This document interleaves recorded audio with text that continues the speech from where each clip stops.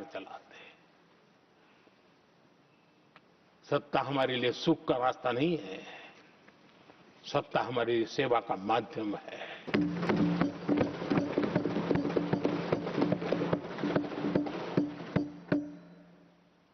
मुद्रा योजना, लाखों करोड़ों की मदद मिली, स्वरोजगार को बल दिया।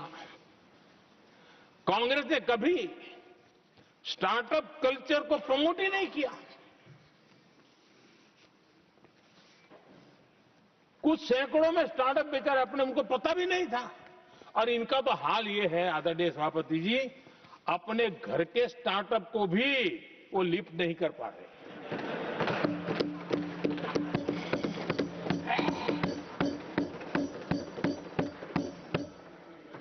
और हमारी सरकार में आज 2 लाख से ज्यादा स्टार्टअप है।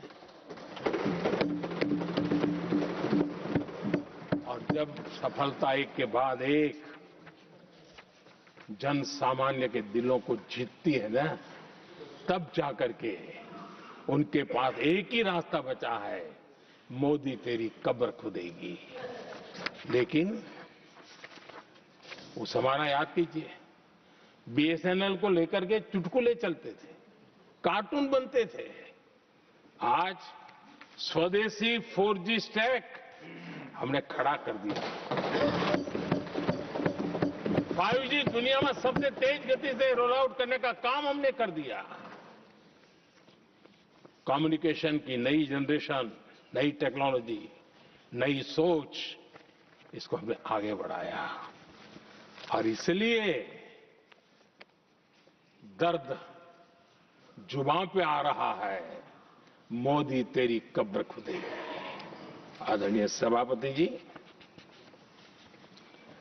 गरीब की सेवा ये मेरा सौभाग्य है।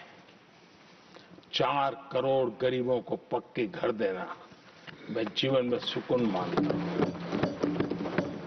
बिजली, पानी, गैस का सिलेंडर, टॉयलेट की सुविधा, मुझे लगता है कि हाँ, परमात्मा ने मुझे सही दिशा में काम करने की प्रेरणा दी है।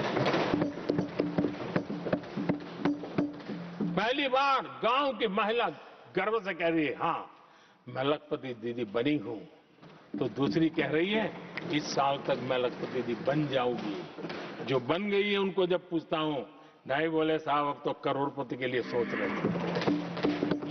ये जो मिजाज बदला है, जो आत्मविश्वास बढ़ा है, और ऐसे देश के कोटि कोटि जनों के आशीर्वाद जिस इंसान पर हो, कोटि कोटि माताओं बहनों का जिस पर रक्षा कवच हो, नारे कितने ही लगा लो, कब्र तुम नहीं खोद पाओगे।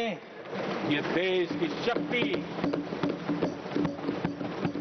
आशीर्वाद रूपी कवच, माताओं बहनों का मेरे प्रति जो भाव रहा है, जिस श्रद्धा भाव से मैंने माताओं बहनों की सेवा करने का काम किया है, जिनको कोई पूछता नहीं था उसको मोदी पूजाता है।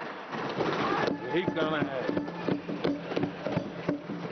और ये आशीर्वाद ही है जो इनको चूभते हैं, और इसलिए कब्र खोदना चाहते हैं। आदरणीय सभापति जी, चोरी करना जिनका पुश्तैनी धंधा है, जिन्होंने एक गुजराती की सरनेम भी चुरा ली,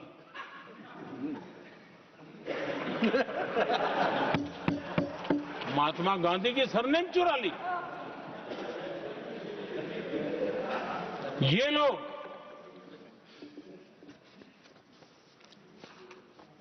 और देश की जनता इतनी समझदार कि ऐसी पटक देती है, ऐसी पटक देती है लोगों को। आदरणीय सभापति जी, हम एक विकसित भारत का सपना लेकर के चले, और आज वो सपना देश के लोगों की ऊर्जा के कारण संकल्प में बदल चुका है। आज कहीं पर भी जाइए, हर कोई ये कहता है कि 2047 तक विकसित भारत बनना है। और मैं हैरान हूं,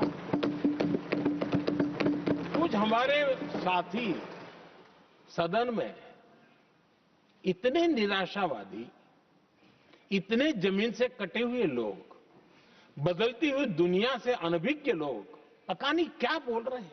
वो कहते हैं हम मोदी जी भी 2047 की क्या बोल रहा है, 2047 किसने देगा है?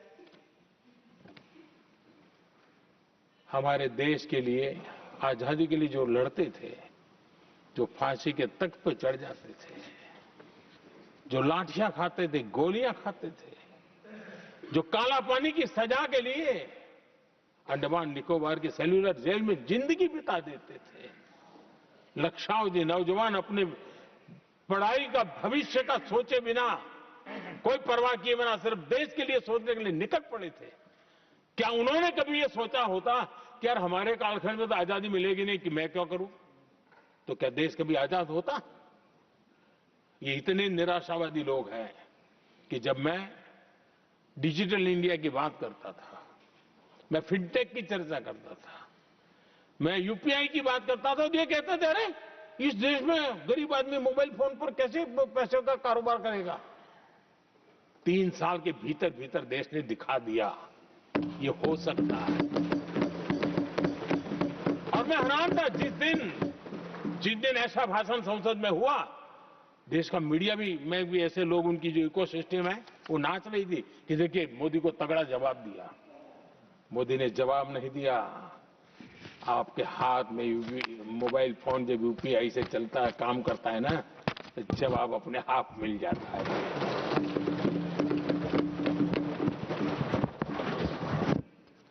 आदरणीय सभापति जी, कांग्रेस के समय